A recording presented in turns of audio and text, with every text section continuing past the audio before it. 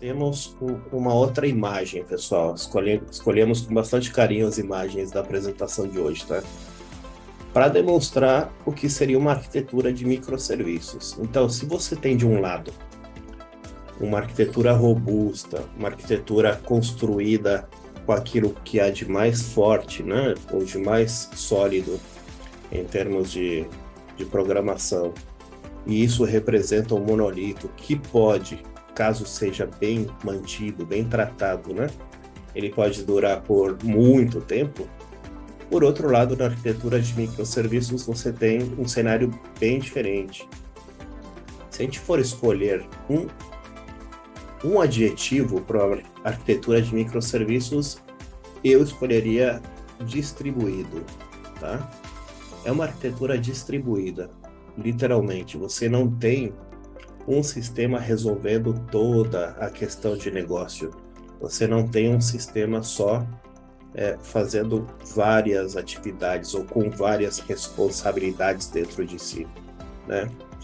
E você tem como se fosse um vitral, justamente. Cada partezinha é especialista, cada partezinha ela tem a sua responsabilidade e atua no benefício de um todo.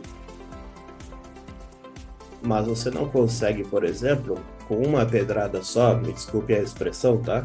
Uma pedrada só você não consegue derrubar o vitral inteiro, né?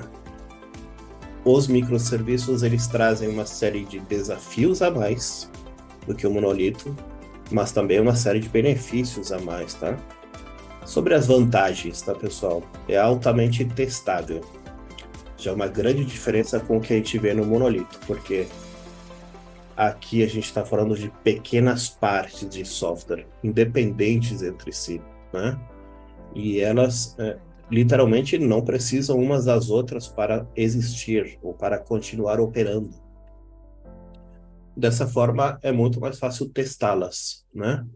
Você tem lá uma parte de um sistema que cuida somente de determinada tarefa, bem pequena, bem reduzida. Se formos falar em endpoints, né, de um protocolo HTTP com REST, a gente tem 1, 2, 3 endpoints para um microserviço, dependendo de como for. Então, é muito mais fácil para o time de QA testar isso, certificar a qualidade desse software que está sendo entregue, né? Consequentemente, isso nos traz mais independência e agilidade. A gente vai falar um pouquinho sobre isso também com o Pablo a respeito de DevOps, tá? Mas um pouquinho mais para frente a gente vai falar a respeito de como a própria entrega do software ela é facilitada quando você está falando de microserviços, né? Escalonamento, pessoal, escalonamento em monolitos é possível, com certeza absoluta, é possível, mas é muito mais trabalhoso escalonar um monolito do que um conjunto de microserviços, né? A gente também vai ver a respeito disso, falando sobre ambientes de execução para microserviços, né? O foco fica totalmente no negócio. Da mesma forma que um teste de um microserviço realizado pelo time de QA, ele é facilitado, também nos facilita muito a questão de foco no negócio, né? Qual pequena parte do todo eu preciso resolver com este microserviço específico aqui? Então, o foco é facilitado também, na medida de que você tem componentes especialistas, né, no teu software, você tem também muita facilidade aí de focar naquilo que é necessário para atender ao negócio, né? E por fim, como vantagens, a gente gostaria de ressaltar aqui linguagem de programação. E aí eu não quero entrar no mérito de qual linguagem é melhor, qual linguagem é pior, ou quais são as melhores linguagens para a gente trabalhar em microserviços. O que eu quero dizer para vocês hoje, nesta manhã, é o time tem liberdade para escolher a sua linguagem de programação. De maneira que, se você tem 10 microserviços que cuidam, por exemplo, de faturamento, atendendo todas as atividades de um processo de faturamento, Cada um deles pode ser numa linguagem de programação diferente. Não é habitual, mas é possível, tá? Então, o foco aqui é as pessoas, né? Elas têm liberdade de escolher a sua linguagem de programação para atender melhor o negócio, sempre pensando no negócio, né, pessoal? Não é aquela questão de entusiasta, quero aprender Golang agora, então vou fazer um microserviço nisso.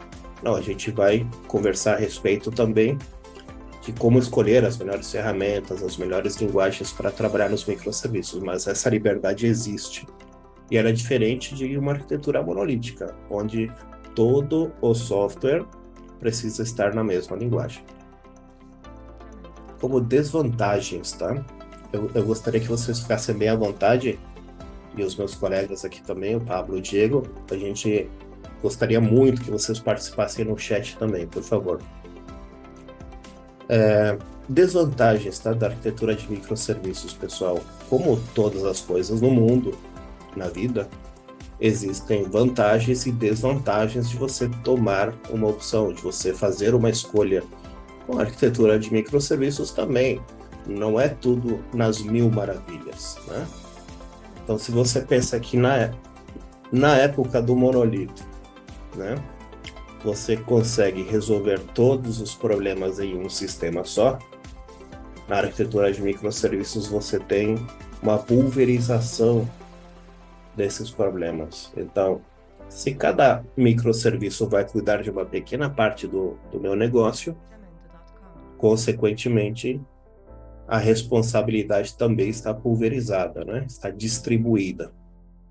E isso causa, muitas vezes, a gente vai ver, inclusive em alguns cases, tá? A gente vai falar com você sobre isso.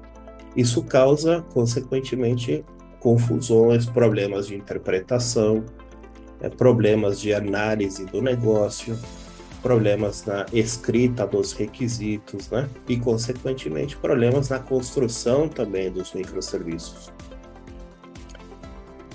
Um dos principais desafios, né, que pode ser encarado como uma desvantagem, um dos principais desafios de microserviços é justamente definir as fronteiras, né? A definição da abrangência que esse microserviço vai ter.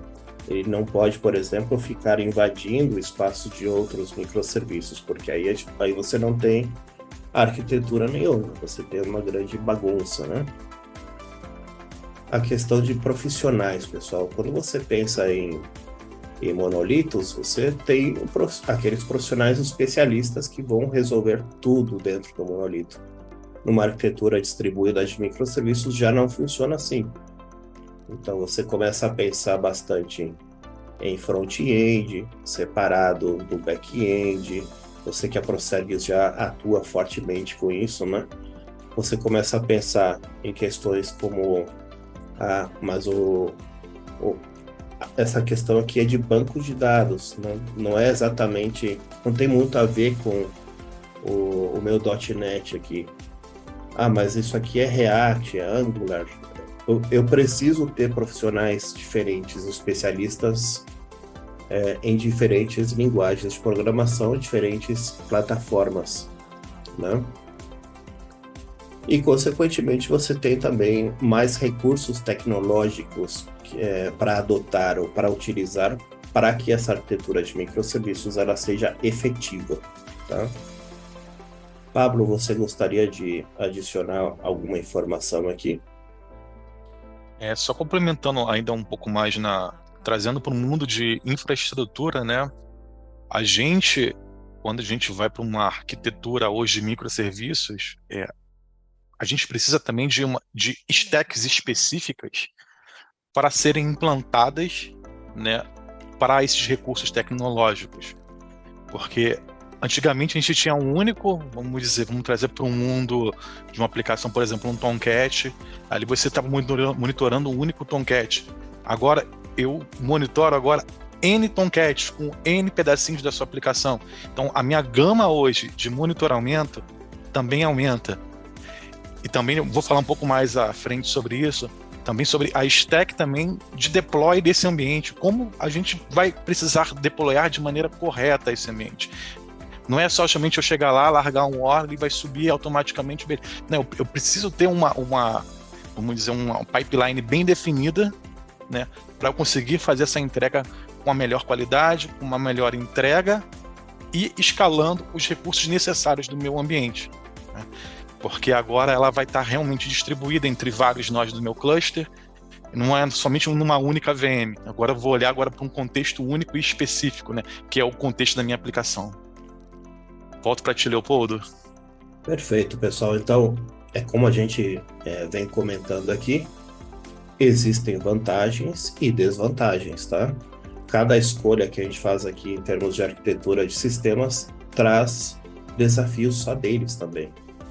E um ponto, assim, botar mais uma pimenta aqui nesse tempero, né? No meu dia a dia eu interajo muito com os clientes, né? E muitas vezes os clientes trazem necessidade para nós, né? Então, quando usar uma arquitetura monolítica e quando usar um microserviço, né? Será que microserviço é o ideal para todas as necessidades, né? Isso é algo que tem que ser muito bem avaliado também. Vai depender também do tipo de negócio, do cliente e o que o negócio exige, né? Por exemplo, um cliente que tenha um negócio único, né? Isto é, uma aplicação que não necessite de um módulo financeiro, de um módulo de contabilidade, um módulo ou não necessite de integrações, tudo mais, né? Ele tenha só um único negócio, uma única regra de negócio, não faz sentido trazer, né, uma aplicação, uma arquitetura de microserviço, né? Então isso tudo tem que ser muito bem estudado, né, a cada necessidade, né, a cada tipo de negócio e tudo mais, né? Eu vou passar Diego, aqui, só complementando, claro, trazendo a palavra para mim, Pablo, quando a gente chega com esse tipo de afirmação, a gente sempre fala, depende do modelo, né? Vou falar um pouco mais à frente de cases. A gente está num mundo de constante inovação tecnológica. A gente quer sempre colocar a melhor arquitetura, o melhor desenvolvimento, a melhor ferramenta, a melhor stack, mas nem sempre a stack específica de APIs ela é exclusiva para a necessidade do meu cliente. Vou trazer um case depois no final que não valia a pena você colocar uma arquitetura distribuída, porque aumentou a complexidade e aumentou o custo. Porque também custo também é um fator, assim, vamos dizer, um fator muito relevante hoje quando Sim. a gente fala dessa arquitetura. Principalmente quando a gente fala de microserviços também está atrelado. Muitas das vezes a gente está deployando isso em uma nuvem híbrida ou numa nuvem pública e acaba onerando também os custos. Então, assim, toda pergunta para a gente, vamos migrar para microserviço? A resposta é sempre, depende do teu cenário.